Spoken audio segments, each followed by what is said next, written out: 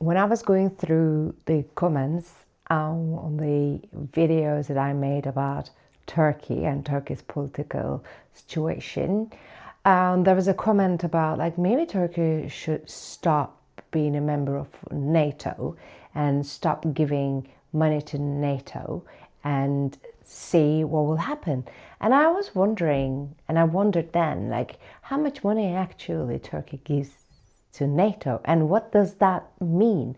So I made a very, very basic research. So this is not like, don't take my word and make it a lecture, but it's very interesting. So actually, Turkey or none of those countries give any money to NATO.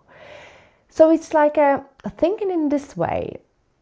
NATO is a neighborhood watch. So all the neighbors in your neighborhood get together and say, okay, I'm going to spend this much money, like 2% of the GDP of my, like that year, the entire whatever that income is, whatever that money is for that country, I'm going to spend minimum 2% of it in my defense.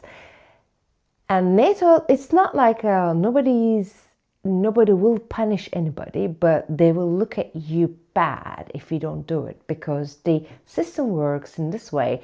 If you strengthen your weaponry, your military alliance, and you military whatever, the surveillance, just da da da da da, and if we all do it, then we're really strong. So if one of us doesn't do that and does something else, and it will like, why am I going to come and protect you when I know that you won't be able to come and protect me? So that's kind of like what I understand about how the NATO works.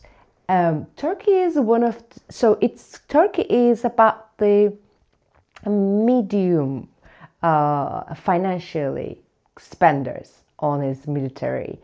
The highest is the United States. I mean, the numbers are, I mean, Turkey is quite like on the medium, but is one of the most important members of NATO because of its geographic location.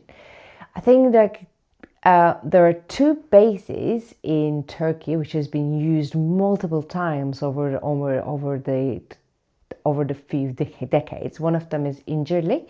It's like it's connected to Adana in the south, in the east, southeast, just border around there. And the other one is Konya, which is quite in the center of Turkey. What makes it interesting is because Turkey control. I'm going to read a few things. So, Incirlik on the south one. Incirlik hosts estimated 50 nuclear weapons. So it is not Turkey. Turkey doesn't control that area. I mean, when I was in my 20s, or maybe I was a teenager, I'm not too sure. I've been to Incirlik, and there's no Turkish people there. It's just looks like it's an American center. It's an American military base. But there's 50 missiles, nuclear weapons, and also Turkey controls very strategic water passages, waterways. And as one of them is Bosphorus, in which connects the Dardanelles Strait and Black Sea. Black Sea is that like inland sea that is connected to Russia. So because of its geographic position, it's a very critical alliance to the NATO. But it is also quite a controversial because in 2019, Turkey bought a Russian S-400 missiles, so as a defense system, so which led to US put some sanctions on Turkey, and Turkey was removed from the F-35 fighter jet program. Also, Turkey sees, like, I mean, when I say Turkey, please, the political, just take it as a political. I'm learning it as I'm speaking.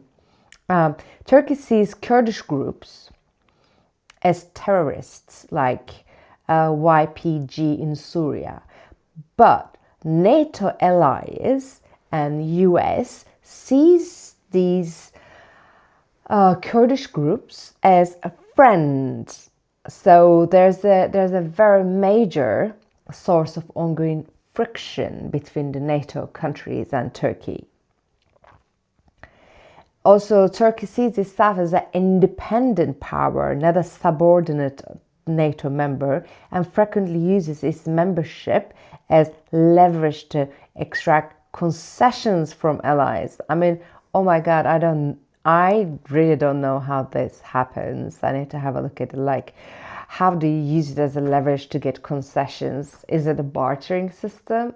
I don't know. Like, it's like a big brothers get together. I guess that's how it is. Let's have a look how much Turkey has been spending.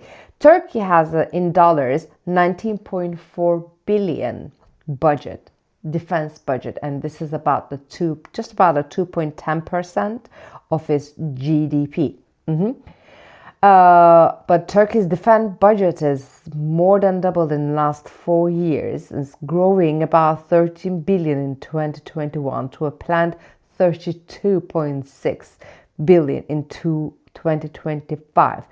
While comparing it with the other countries in the same NATO, it's like Poland leads the European members as a 4.12 of their GDP. USA spends 3.38. Greece spends about 3.08. So that 2-point target is kind of the lower end. So the countries try not to go below that 2% of their GDPs. But United States is the largest spending overall at 935 billion. Of course, when you look at it, the United States is huge. So after that, the UK and Germany are the biggest spenders in dollar terms. So there is nothing like the countries lend money to NATO and they'll withdraw some money at some point, or they can get a financial aid. So no such things existed. So I'm just learning it as the way we all learning.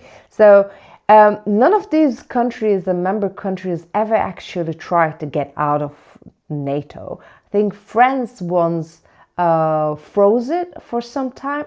We're just coming back a few years later. I guess, like what it says, the benefits are far too large to walk away from. Yeah, when you think about it, so in Brussels,